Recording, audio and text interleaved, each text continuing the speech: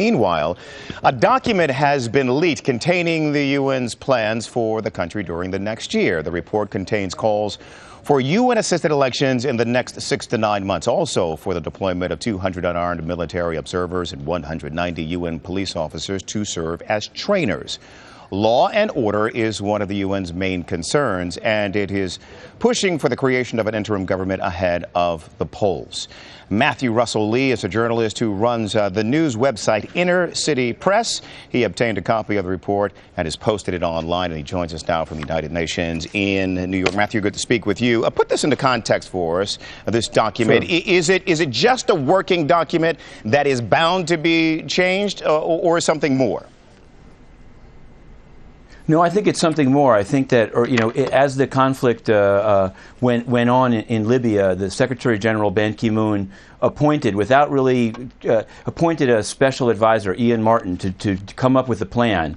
He put together, really, it's a 10-page document, but it's a very detailed plan, really spelling out, military observers, UN police. It says things that, such as that NATO has an ongoing role and that there's some things the UN can do without a mandate from the Security Council. So when I actually heard of the document and then obtained it, that's what seems so extraordinary about it.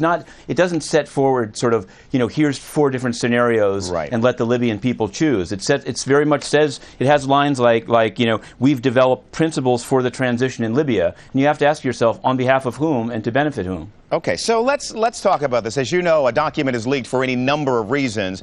So I'm curious as to why you believe this one was leaked. Was it to demonstrate to the world that the UN is working on this thing, or to begin to clear the way for the idea, and I know you know this is sensitive, of a multinational force on the ground in Libya?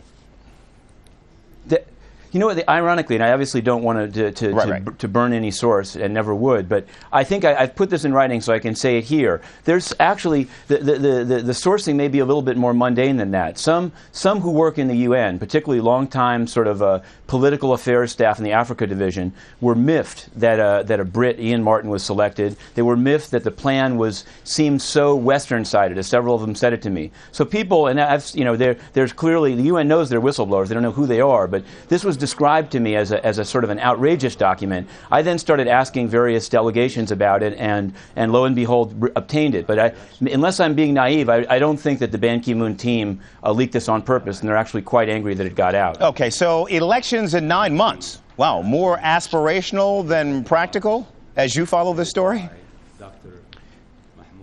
Yeah, exactly. And I think they also have some very fixed ideas on who should run the country until then. I mean, obviously, I think elections this is something I wouldn't characterize as only a Western idea, but it's more, I think what's more problematic in it is the sort of the UN role, the idea of having a military role, a policing role. There's even a role specified for the UN Office of Drugs and Crime, UNDP. A cynic might look at it and see that it's sort of a grab bag. It's a gold rush of you'd have sort of a state-making opportunity, and everybody and his brother wants in. The difficulty sometimes with the UN is that even some of the member states see this as an opportunity to sort of place their people. I'm not saying as intelligence agents, but sort of once a big mission is created, I can guarantee you that powerful member states choose who gets to go, and they're not only working for the UN. So I think that's another thing that's a little problematic about it. Okay, Matthew Russell Lee is a journalist who runs the news website Inner City Press. Matthew, thank you for your time. Appreciate it.